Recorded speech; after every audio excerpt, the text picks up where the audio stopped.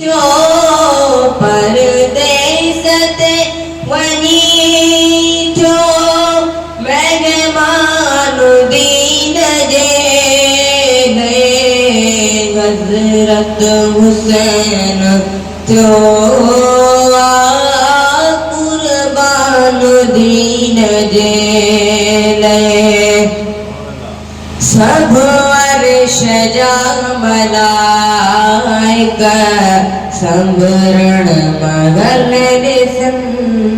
पिया थियो काफ़िलो रवानो वण ऐं पखी रोअनि था सब अर्श जा मलाइका संभरण महल ॾिसन पिया थियो काफ़िलो रवानो वण ऐं पखी रोअनि पिया सभिनी चयो वञे थो सभिनी चयो वञे थो सुल्तानुद्दीन जे हज़रत हुसैन थियो कुर्बानुद्दीन जे ख़ातून जे गुलनि ते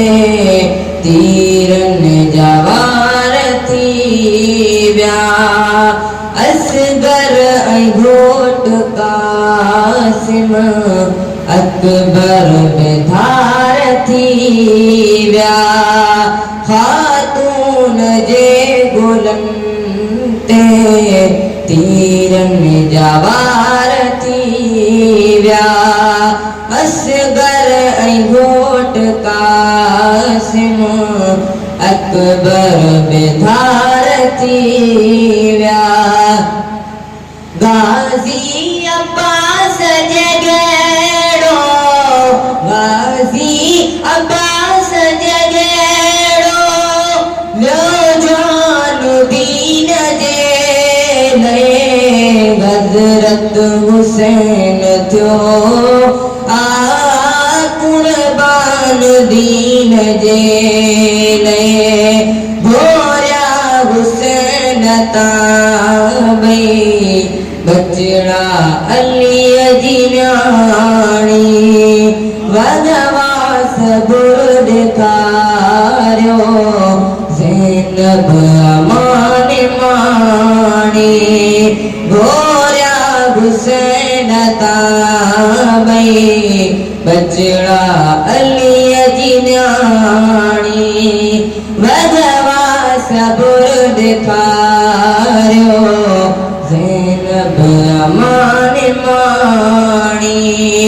की मन में पए पढ़ाई की मन में पए पढ़ाई कुर्बानुद्दीन जे हज़रत हुसैन थियो कुर्बानुद्दीन जे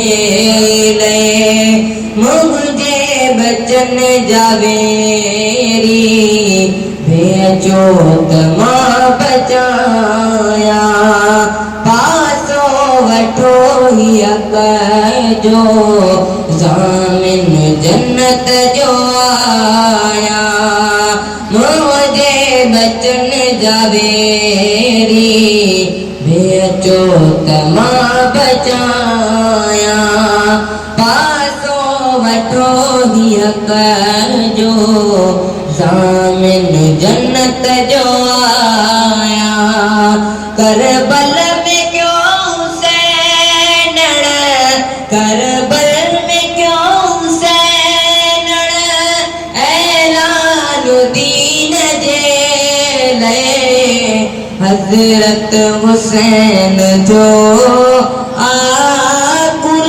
कुर्बानुद्दीन जे इस्माइल सैयदन जे दुख में वतारोई दो चाड़ा जिगर डरे